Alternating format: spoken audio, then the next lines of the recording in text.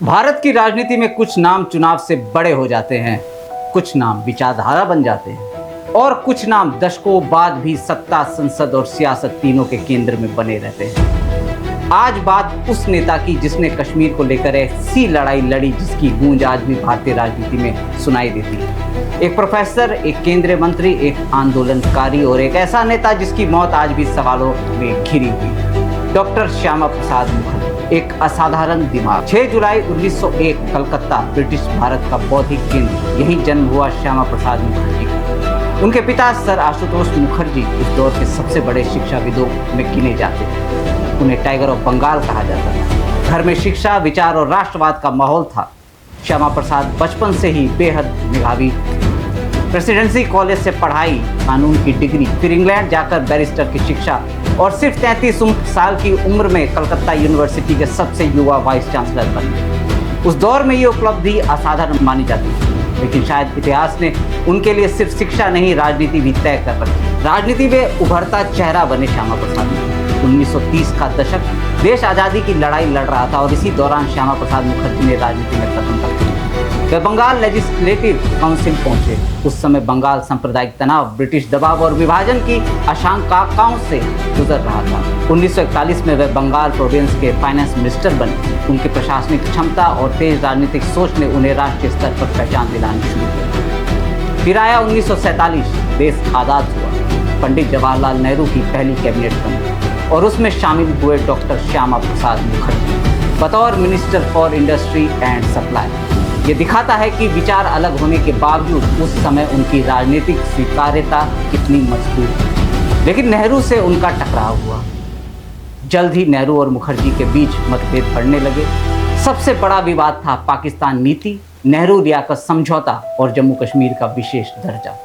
Doctor Mukherjee का मानना था कि देश के भीतर अलग संवैधानिक व्यवस्था भविष्य में राष्ट्रीय एकता के लिए चुनौती बन सकती है।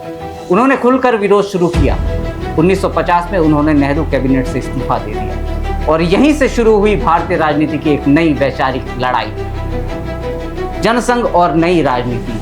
1951 में डॉक्टर श्यामा प्रसाद मुखर्जी ने भारतीय जनसंघ की स्थापना की। यही पार्टी आगे चलकर भारतीय जनता पार्टी यानी बीजेपी की वैचारिक नींव बनी। उनका एजेंडा साफ था, एक देश में एक संविधान, मजबूत केंद्र और राष्ट्रीय एकता। उस समय जनसंघ छोटी पार्टी थी, लेकिन विचार बड़ा था और असर धीरे धीरे राष्ट्रीय राजनीति पर दिखने लगा। उसके बाद कश्मीर आंदोलन शुरू। 1950 के दशक में जम्मू कश्मीर को आर्टिकल 370 के तहत विशेष दर्जा प्राप्त था। उस समय अलग संविधान, अलग झंडा और भारत के नागरिकों के लिए अलग परमिट सिस्टम। डॉक्टर मुखर्जी ने इसका खुलकर विरोध किया। उन्होंने सवाल उठाया, अगर कश्मीर भारत का हिस्सा है तो भारतीय नागरिकों को वहां जाने के लिए परमिट क्यों चाहिए?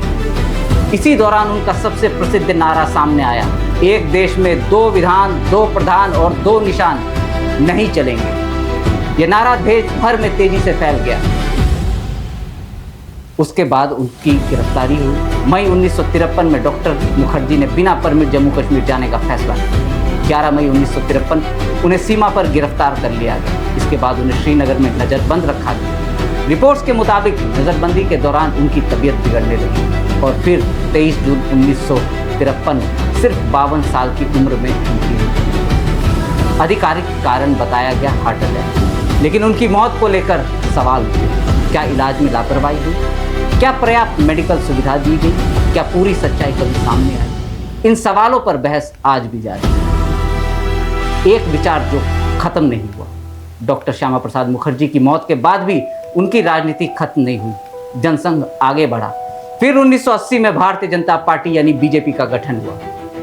दशकों बाद धारा 370 हटाने को बीजेपी ने डॉक्टर मुखर्जी के सपने से जोड़ा। 5 अगस्त 2019 केंद्र सरकार ने आर्टिकल 370 हटाने का फैसला लिया। उस दौरान प्रधानमंत्री नरेंद्र मोदी और गृह मंत्री अमित शाह ने डॉक्टर मुखर्जी को याद किया। एक बार फिर से आपको संक्षेप में बताएं, डॉक्टर श्यामा प्रसाद मुखर्जी का जन्म 6 जुलाई 1901 कलकत्ता, आज का कोलकाता जिसे कहते।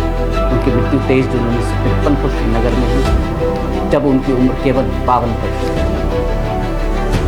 वो नेहरू कैबिनेट में इंडस्ट्री मिनिस्टर रहे, भारतीय जनसंघ के संस्थापक रहे और धारा 370 विरोध आंदोलन का प्रमुख चेहरा।